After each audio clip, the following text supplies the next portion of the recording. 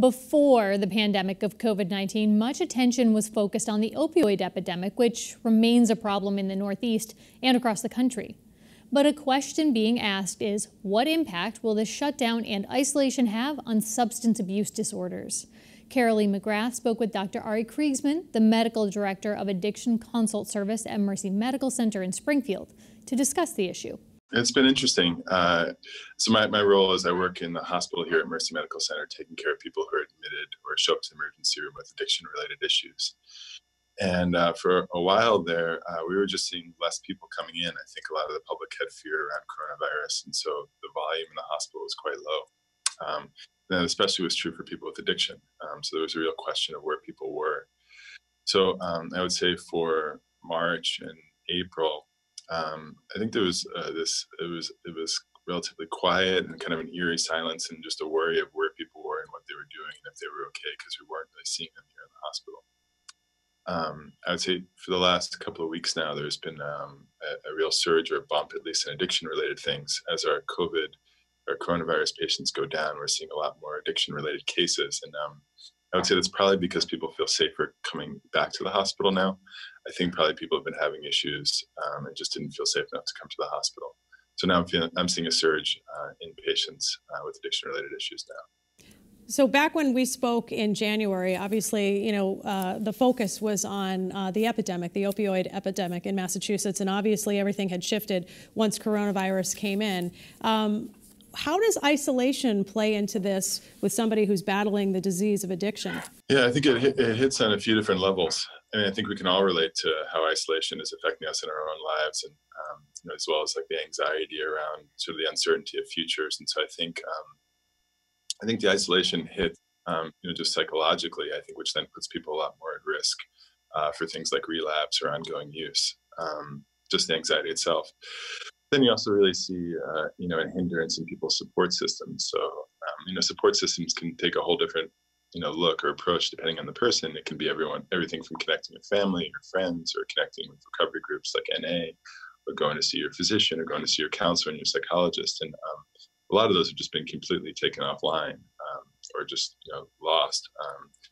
And so, isolation is a huge risk factor for relapse. And so I think what we're seeing is a lot of people who've been doing well are starting to relapse, and a lot of people who haven't been doing well haven't known where to turn. So there's a whole bunch of different levels. And another concern, just to speak to it, that I have is, there's people who maybe use heroin and use it together, which tends to be a safer way to use rather than using it alone in terms of risk of overdose. And so there's also the risk of people having a higher rate of overdose because they're using alone and nobody's there to see them when they've used too much. Right, and so there's nobody there sort of as a second set of eyes, to call police. So tell me a little bit also about as far as like rehab, like how are those rehab facilities able to manage both people who need that treatment as well as COVID-19? Yeah, so our detox facilities and our rehab facilities have stayed open. I think there's maybe some perception in the community that hasn't been the case, but they have actually been able to stay open for the most part. There have been a couple of temporary closures or temporary closures due to fear of or somebody who got infected there. But the rehab facilities have been able to stay open. I think there's been a perception that people haven't been able to go or also haven't been safe to go. I think as the epidemic goes on, we're getting a lot better at having systems in place to screen people and to isolate people if necessary. And so I think we've gotten a lot better, though. It's still, like anywhere where there's going to be people getting together, including in rehab, there's always going to be a risk of transmission. I think we've learned a lot. And they're safer every day as places to go if you need that kind of help. And the same would be true for a hospital as a place. I also think of the hospital as a place to come for help.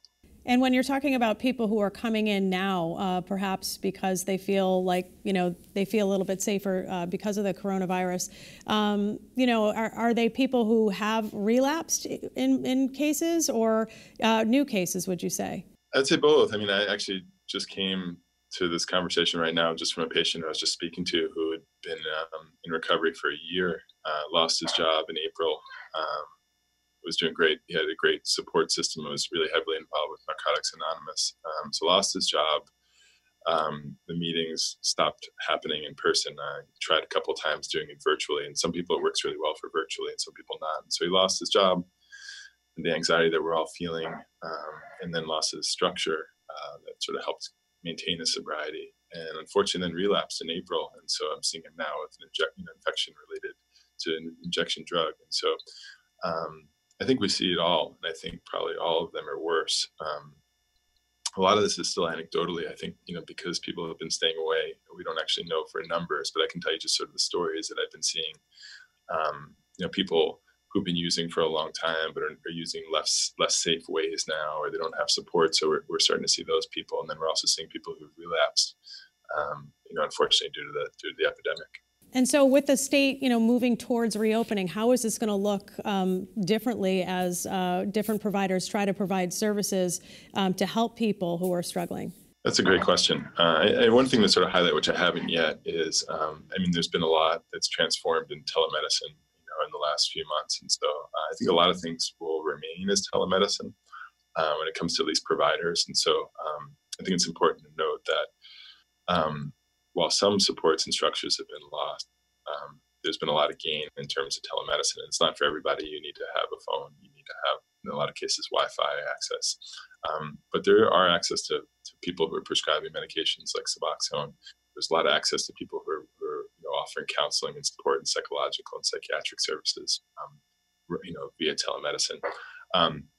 Having said that, I think when we sort of think about coming back online, I think we've got a lot more procedures in place, and I think we really know how to do it. I think masking and social distancing, limiting numbers for people who are there together. I think, at least from a hospital perspective, and I think about like a methadone perspective and a clinic perspective, we've learned a lot and had time, thankfully, to get procedures in place that we didn't when this all started. Are you concerned about the numbers and where what they're going to look like once the dust settles with all of this? In terms of addiction? Yes.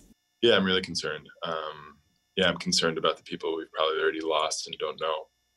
People who maybe didn't present to the hospital and maybe overdosed, who might have otherwise presented because they were with somebody, or they might have otherwise come to the hospital, but they didn't because they were fearful. And so I'm worried about the people we've already lost, those numbers. And then I worry about just the worsening. Obviously there's two epidemics. There's the COVID epidemic and the pandemic, and then there's the opioid epidemic, which we've been living in. And I think, unfortunately for those people who are hit by both, things are just going to be worse. I think we're going to see a lot of people relapsing. I think when I think about the predictive factors, what predicts people, falling into addiction or substance use, unfortunately, a lot of that is social isolation, lack of purpose or lack of work, lack of jobs, fear in general, lack of support. So I think all of those things, unfortunately, being affected by the pandemic, and I'm really worried about the coming months for us. The isolation that you talked about, which is a big concern, obviously, when you're considering somebody who has this disease of addiction, is affecting really everybody. Does it concern you that maybe people who never were sort of going down this route, might be drinking more and might be doing some risky behavior that could lead to a problem down the road?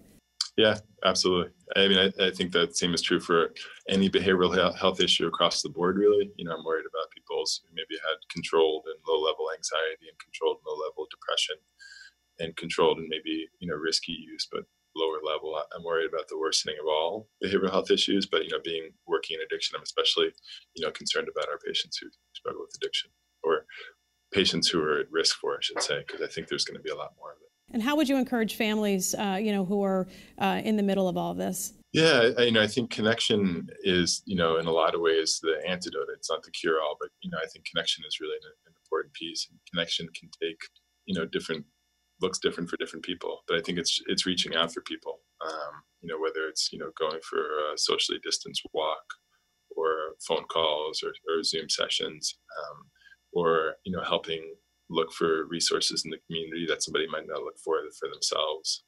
I think those can all, be great pieces. Like I said, there are a lot of resources that are available now online. There's lots of, virtual meetings for AA or Smart Recovery. Again, there's lots of virtual resources for telemedicine, for things like counseling. And so, unfortunately, when people are in the throes of it, they might not either have the motivation or think of it. But those can be things that, somebody who has access to technology and time can help with, either researching things and making connections. And then I think overall, just, showing care.